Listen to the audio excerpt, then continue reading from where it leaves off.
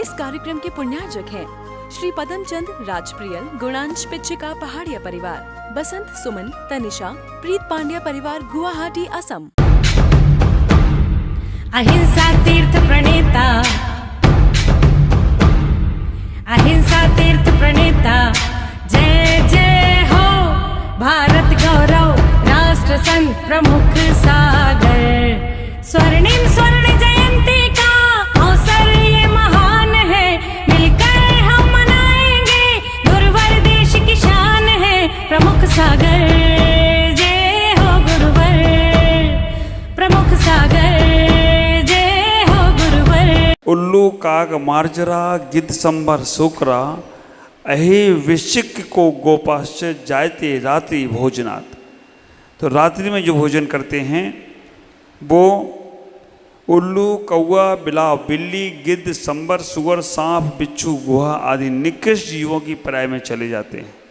इन पर्याय में जाने से के डर से हमें रात्रि भोजन नहीं छोड़ना चाहिए, लेकिन हमें अपने आत्मकल्याण की भावनाओं से। और कहा गया है, ये रात्रो सर्वदा द्वारा वर्जते सुमेध्य सा, तेसाम पचोपवासस्य फल स्मशाने जायते। जो श्रेष्ठ बुद्धि वाले विवेकी मनुष्य हैं रात्रि में भोजन को सदैव के लिए त्याग करते हैं, उनको 15 दिन के उपवास का फल प्राप्त होता है। 1 माह में त्याग किया तो 15 दिन के उपवास का फल होता है। 6 महीने में, साल भर के त्याग में 6 महीने के उपवास का फल प्राप्त होता है। आचार्य यहाँ कहने का प्रयास कर रहे हैं। आप ख्याल करके रखो, हम अपने जीवन में खान पान तो करते हैं, लेकिन हमें ख्याल नहीं रहता है कि हम कितना पाप का आश्रय कर रहे हैं। बाजार की बनी वस्तु में कहीं से कहीं तक कोई धर्म नहीं है, कोई मर्यादा नहीं। जो महिलाएं घर में भी भोजन करती हैं उनके लिए बता दिया गया कि तुम बाजार का आलसी कितने हो गए हो।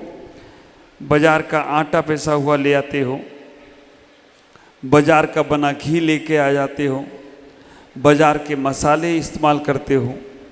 जो त्यागी वृत्ति, आप ख्याल करना, थोड़ा सा आपने अगर अपने घर का शुद्ध भोजन, शुद्ध आटा, शुद्ध मसाला बनाना शुरू कर दिया तो फिर आप सारी मर्यादाओं के सामान बनाना शुरू कर दो।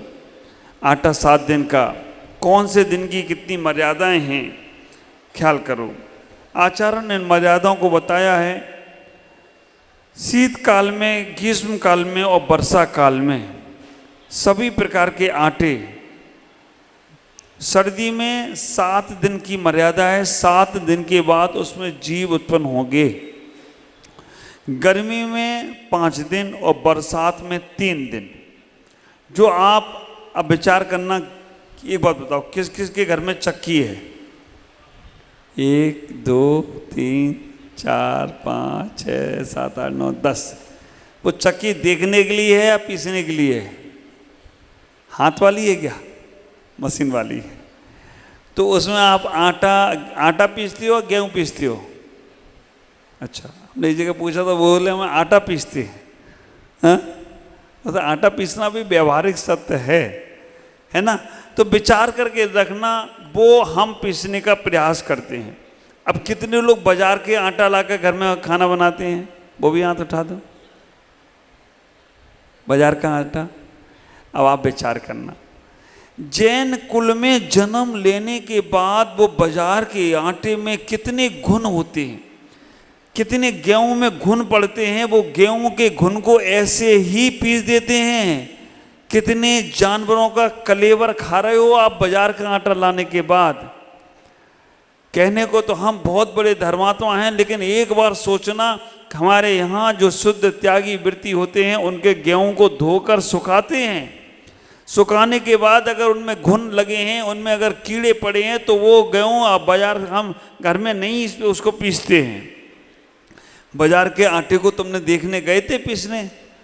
अब कहो महाराज, निर्मल जी के भाई है ना महावीर जी, उनकी आटे की फैक्ट्री है, उनसे कहो ना कि सही शुद्ध आटा बनाया करे, है ना? उनका आटा मिल है ना निर्मल जी के भाई की, महावीर जी की। तो आप विचार करना, लेकिन वो भी हम देख कर आए। जब उनकी हम बिहार करते हुए आए थे तो गेहूं की जो बड़ी बड़ी इतने गुण वहाँ पर हैं, कैसे क्या होगा। मैं तो केवल तरीका देना चाहता हूँ, आप करोगे वो ही जो आपके मन में होगा।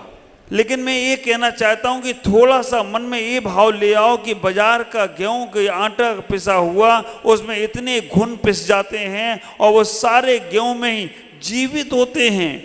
गेहूं का बोरा उन्होंने लिया और पूरा का पूरा चक्की में डाल दिया, और डालने के बाद वो सारे के सारे जीव जंतु कीटाणु सब मर जाते हैं। उनकी बात, बाजार का जो भी तुम पिसे हुए सामान ला रहे हो, उनमें कोई भी आप अहिंसा धर्म का पालन नहीं कर सकते हो, जीव रक्षा नहीं कर सकते हो। मसाले, हल्दी, आप विचार करना, घर की बने हुए उन 7 दिनों में उनमें जीव पड़ रहे हैं, 5 दिनों में जीव पड़ रहे हैं, 3 दिनों में जीव पड़ रहे हैं, तो बाजार के शुद्ध कैसे हो सकते हैं? नहीं होते हैं। घर में एक मिक्सी रखो। मैं आपसे कहूँगा, बात कड़वी जरूर है लेकिन सही, पूजा नहीं करो एक बार चलेगा, लेकिन घर में चक्की होना चाहिए। आप विचार करके रखना, आप भगवान के पास जाओ नहीं, लेकिन घर में एक मिक्सी होना चाहिए। अपने गेहूं, अपना मसाला घर में सुखाओ, उसके बाद पीसो। इतना तुम जैन धर्म में जन्म लेने के बाद कम से कम गेहूं की मर्यादा, आटे की मर्यादा, मसाले की मर्यादा जो हमारे विद्वानों ने लिखी वो सुन लो एक बार। हमें शक्कर कभी नहीं खाना चाहिए। शक्कर पॉइजन है, हड्डियां कमजोर करता है। शक्कर में आप देखेंगे, जब शक्कर को उबालेंगे तो बूरा निकालते हो ना, तो कितना कालापन निकलता है। गुड़ खा लो, गुड़ में कोई दिक्कत नहीं है, गुड़ औषधि है, शरीर के लिए स्वस्थ कारक है। लेकिन शक्कर जो लोग खाते हैं, शक्कर, मैदा और जो आयल, ये तीनों हमारे शरीर को नुकसान देने वाली चीज़ें हैं, इनसे बचना चाहिए। बूरा अगर हम अपने घर में बनाते हैं तो 1 महीना, 15 दिन और 7 दिन, सर्दियों में 1 महीने तक वो बूरा को तुम्हें बना के रख सकते हो। गर्मियों में 15 दिन तक वो बूरा चलेगा। वर्षा काल में केवल 7 दिन, सबसे कम मर्यादा हर चीज़ की 7 दिन। आप शक्कर को उबाल लीजिएगा। शक्कर को उबालने का मतलब शक्कर की चाशनी बना लो, चाशनी बनाकर उसका बूरा बनाओ। आप बूरे का बहुत बड़ा प्रभाव पड़ेगा। मिश्री भी ऐसे ही है, मिश्री खा सकते हो, ख्याल करना। सब प्रकार के आटा 7 दिन, सर्दी में 7, गर्मी में 5 और वर्षा काल में 3 दिन। पिसे हुए मसाले, आप विचार करके रखना, पिसा हुआ मसाला सर्दियों में 48, पिसे हुए मसाले को 48 मिनट से ज़्यादा नहीं होना चाहिए। मसाला को अगर आपने पीस लिया है तो 48 मिनट बाद चेंज होना है, नहीं जीव उत्पन्न हो जाएंगे। मसाले में कोई चीज़ मिला ली तो बात है। अब बाजार के मसाले कोई 48 मिनट के हैं, ख्याल करो। जिनागम पे श्रद्धा है तो हमें इस चीज़ को स्वीकार करके हम मसाले पीसें तो 48 मिनट में काम हमें। हाँ, मसाला पिसा हुआ नमक 48 मिनट की मर्यादा बताइए। पिसा हुआ मसाला 6 घंटे की मर्यादा है ना। थोड़ी राहत मिल गई, 48 मिनट बाद फिर पीसना पड़ेगा तो दिक्कत है। 6 घंटे तक आप पिसे हुए मसाले का इस्तेमाल कर सकते हो, तीनों, सर्दी, गर्मी, बरसात में। नमक गर्म किया गया है तो 24 घंटे की मर्यादा है। दूध, आप ख्याल करना, आपको एहसास नहीं होता है, बाजार की थैली का दूध आप पीने का प्रयास करते हो, साक्षात असंख्यात उसमें उसी जाति के जीव उत्पन्न हो रहे हैं। गाय के थन से दूध धुल गया, गाय का दूध धुआ और 48 मिनट तक उसमें जीव उत्पन्न नहीं होंगे, लेकिन 48 मिनट में उसमें गाय जैसे जीव उत्पन्न हो जाते हैं, छोटे छोटे गाय, और उसमें सफ़ेद सफ़ेद इतने जीव। आप कभी लेबोरेटरी में ले जाके दिखवा लो। गाय, आप ख्याल करना, जैसे आपका शरीर पंचेंद्री का है, ऐसे पंचेंद्री संगी मनुष्य हमारे शरीर में उत्पन्न हो रहे हैं। हम बाजार जो यहाँ खुजाते हैं खाज वगैरह में, या हम जहाँ पे भी, तो पंचेंद्री संगी मनुष्य हमारे ही जैसे हमारे शरीर में छोटे छोटे उत्पन्न हो जाते हैं। समूर्छन उनको बोलते हैं। ऐसे ही गाय के दूध में गाय के आकार के जीव, गाय की आकृति के जीव 48 मिनट में अगर गर्म नहीं किया तो उसमें वो जीव उत्पन्न हो जाते। ख्याल करना, जो लोग घर में दूध थैली का ले रहे हैं वो शुद्ध सात्विक नहीं है, वो अहिंसक नहीं है। बहुत से लोगों ने तो, जो बिघन वाले हैं, उन्होंने तो दूध पीते ही नहीं है, वो तो गाय का दूध भी हिंसक मानते हैं। लेकिन ऐसा नहीं है जिन आगम में। आप अपने लिए कोई भी व्यवस्था करते हो तो चलता है, लेकिन साधु के लिए चौके में अगर दूध को छनवा कर ला रहे हो तो 48 मिनट के अंदर वो गर्म होना चाहिए, नहीं तो उसमें गाय जैसे जीव उत्पन्न होंगे और उनको मारने का पाप आपको ही लगेगा। साधु को तो मालूम नहीं, इसलिए आप इतना विवेक रखो। दाता के 7 गुण में एक विवेक गुण भी आया है। चौका लगाने को लगाते हो, लेकिन दूध लाने वाला कोई और है, और वो कैसे ला रहा है, ख्याल करना। क्यों नहीं साधुओं के परिणाम अच्छे हो पा रहे हैं? अगर कहीं साधुओं के परिणाम बिगड़ते हैं तो हम कहीं ना कहीं उसमें हम भी कोई कारण हैं। तो गाय के दूध को 48, गाय भैंस कोई भी दूध हो, 48 मिनट के बाद उसमें उन्हीं की जाति के जीव उत्पन्न होते हैं। इसलिए 48 मिनट के बाद दूध गर्म जरूर, 48 मिनट के अंदर अंदर दूध गर्म होना चाहिए। मक्खन खा सकते हैं कि नहीं? 4 महाअवक्ष बताए हैं, उसमें मक्खन को भी अवक्ष बताया है। लेकिन 48 मिनट का निकला हुआ मक्खन खा सकते हो, हमने खाया है। धर्म स्थल जब मैं गया, बीरन जी हेगड़े, उनके वहाँ पर गाय का दूध निकलता है, हाल की हाल गर्म खौलाते हैं दूध को, और उसमें से जो मक्खन निकलता है 48 मिनट के अंदर अंदर वो मक्खन इतना अलग से अलग रहता है। तो दूध का मलाई के तुरंत मक्खन निकलता है तो वो खा सकते हो। 48 मिनट के बाद का मक्खन नहीं खा सकते। अब अमूल का मक्खन लाते हो आप,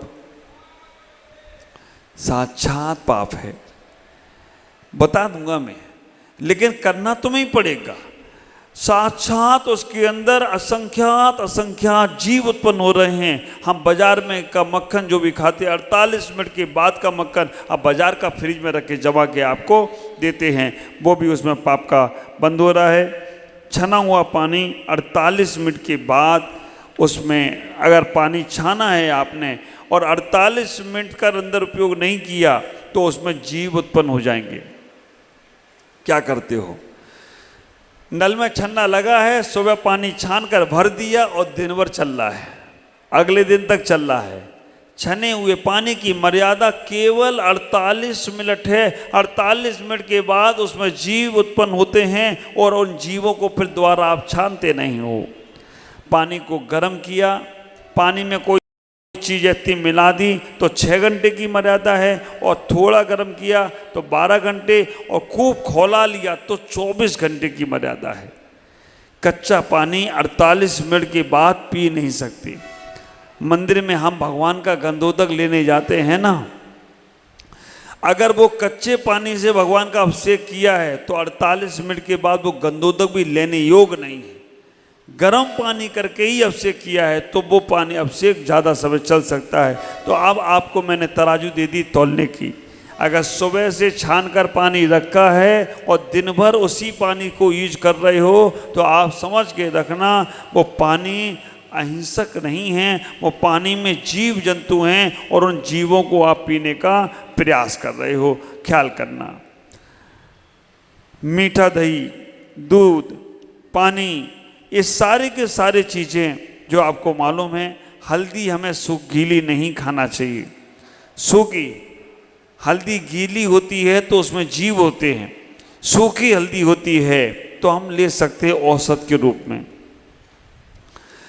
अगर अदरक गीली होती है तो हम नहीं ले सकते हैं, लेकिन अदरक की सौंठ बन जाए तो ले सकते हैं। एक व्यक्ति ने तर्क दिया, महाराज जब हल्दी सुखा के ले सकते हैं, अदरक सुखा के ले सकते हैं, तो आलू भी सुखा के खा लो, क्या दिक्कत है ना? तर्क तो तर्क था। हल्दी को हम सुखा के खा सकते हैं और अदरक को सुखा के खा सकते हैं, तो फिर हम आलू सुखा के क्यों नहीं खा सकते हो? सही है या गलत है? आप विचार करके रखना। हल्दी और अदरक को वैसे ही आप लेकर आएंगे तो उन्हें सुखाएंगे तो सूख जाएंगे, लेकिन आलू सुखाने जाओगे तो सूखेगा नहीं, सड़ जाएगा। आलू को सुखाने के पहले क्या करना पड़ेगा? उबालना पड़ेगा। आलू की चिप्स भी बनाना है ना, तो आलू को पहले उबालना पड़ता है। आलू उबालने के बाद तो सारे जीव उसके खत्म हो ही गए। तो आलू सूखता नहीं है, आलू सड़ता है, इसलिए हम उनका उपयोग नहीं कर सकते हैं। आप एक चीज़ और ख्याल रखें, लौकी भक्ष है, तुरई भक्ष है, भिंडी भक्ष है, खाने योग्य है, लेकिन छोटी लौकी, छोटी आप भिंडी लेते हो, बिल्कुल जन्मी हुई ताजी ताजी बिल्कुल छोटी छोटी होती है, वो अभक्ष हैं। लौकी भी, क्योंकि उस वक्त वो साधारण है। प्रत्येक वनस्पति खाने की आज्ञा दी गई है। अगर हम उन लौकी छोटी छोटी चीज़ों को लेते हैं तो वो हमारे हिंसा में ही कारण है, पाप में ही कारण है। जानकारी मैं दे रहा हूँ, करना तो तुम्हें वही है जो तुम करते हो, लेकिन समझ जाओगे तो उससे लौकी लाओ, बड़ी लाओ, लेकिन छोटी नहीं।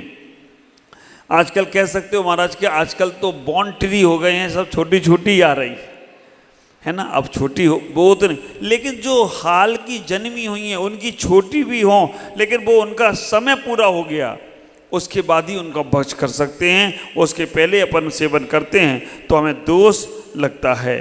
ख्याल करना, बहुत सारी चीज़ें आचार्यों ने यहाँ बताई हैं, इन चीज़ों को हमें समझना है और हमें मालूम भी है, लेकिन हम उनसे बचना नहीं चाहते हैं। ख्याल करो, 22 प्रकार के यहाँ अभक्ष बताए हैं। 22 प्रकार के अभक्षों में ओला, घोर, बड़ा निस्भोजन, बहुबीजा, बैगन, संधान, बड़े पीपल, पाकर, कमुठूमर, गूलर, फलिया, होय अजान, कंद मूल, माटी, विष, आमिष, मधु, माखन, अरु मदरा पान, फल आदि तुच्छ तुषार, चलते राय 22 अभक्ष बखान। हम बर्फ जो आसमान से गिरती है ओला बोलते हैं उसे। आसमान से जो बर्फ गिरती है उसे हम नहीं खा सकते, वो अभक्ष है। ओला, पानी नहीं, बरसात का पानी पी सकते हो लेकिन ओला नहीं खा सकते, ओला अभक्ष है। अब बरसात का ओला अभक्ष है। अब तुम ये नहीं कहना जब वो बर्फ अभक्ष है तो महाराज के चौके में बर्फ आई वो भी अभक्ष है। आपका दिमाग कहीं कहीं चलता है। ओला अभक्ष है तो बर्फ महाराज खा रहे हैं गर्मी में तो अभक्ष है, बुद्धि अभक्ष है तुम्हारी।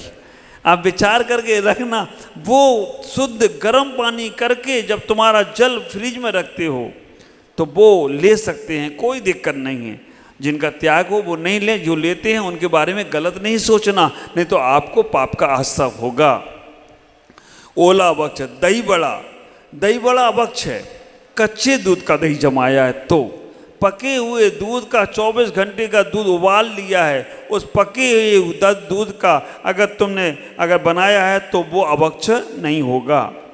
इस कार्यक्रम के पुण्यार्जक थे श्री पदमचंद राजप्रियल, गुणांश पिच्छिका पहाड़िया परिवार, बसंत सुमन, तनिषा, प्रीत पांड्या परिवार, गुवाहाटी, असम।